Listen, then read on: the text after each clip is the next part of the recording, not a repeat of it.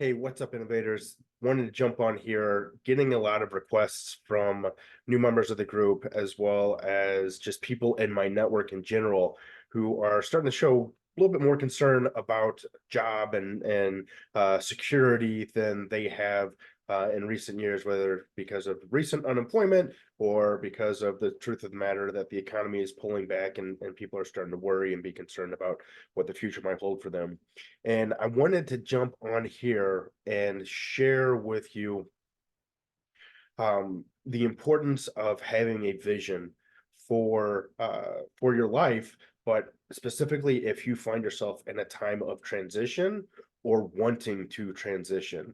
A lot of times, and I know this is me speaking from personal experience, that we just jump into whatever we think is the next best option or whatever opportunity comes our way, and we don't realize that we could land in a worse spot, even though we think it's more secure, or we think it's higher pay, or we think it's a better culture. The reality is when you're moving into a new job, you have minutes to gain knowledge and understanding about that role and that position.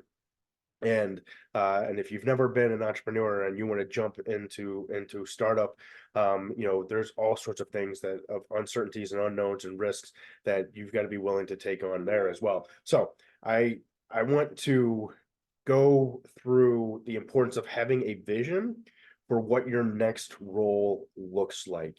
If you are looking to transition and you're looking to get out of a place that you are not comfortable, or you're worried, or you do find yourself unemployed, I highly recommend that you start by defining a vision for yourself and defining a vision for your next role.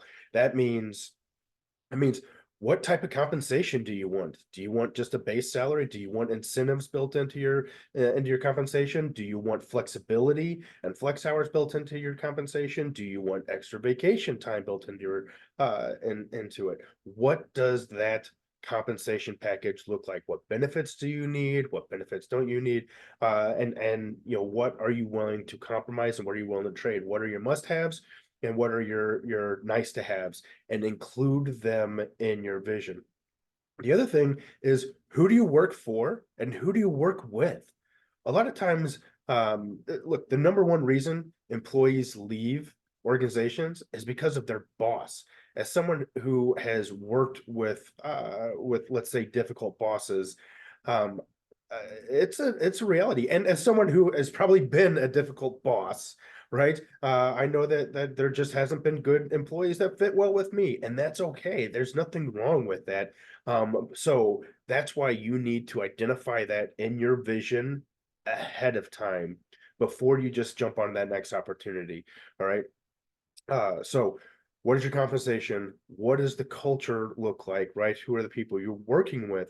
What type of tasks do you want to do? Do you have standard work that you do every day, repeated day in, day out? Or do you want a very high paced, very evergreen, ever changing environment that you can work in every single day, right? And so, which of these do you want? Which do you prefer? Which fits your vision? Do you want very standard, I want punch in, punch out, punch in, punch out, and when I punch out, I'm done?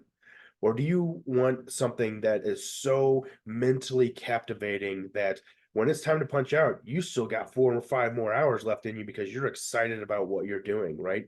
Identify that and put it into your vision. Okay. The reason we do this is because we want to set in motion, first mentally, then outwardly, what it is that we, and call upon what it is that we want, right? Because if you don't know what you want, you're willing to jump at anything that comes along the way. All right.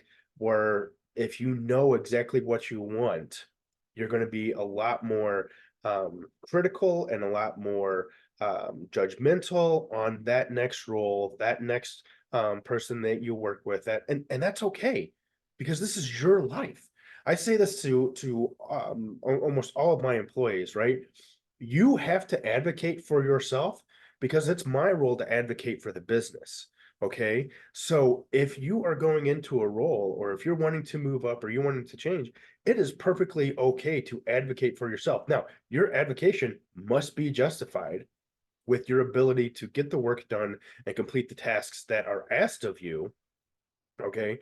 But no one else is going to advocate for you. No one else is going to ask the things that you have in your vision. And if you don't have them in your vision, you're not going to ask for them.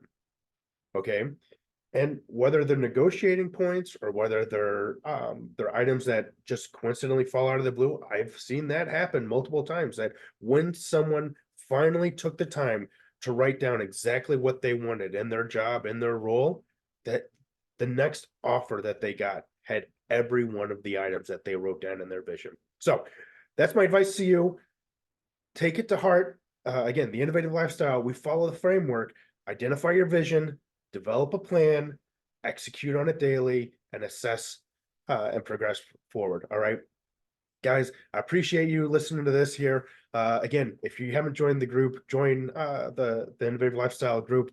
All right, and visit the website www.theinnovativelifestyle.com for other free resources and our courses. Dive deeper on this. Look forward to talking with you guys later. Have a wonderful week. See you guys.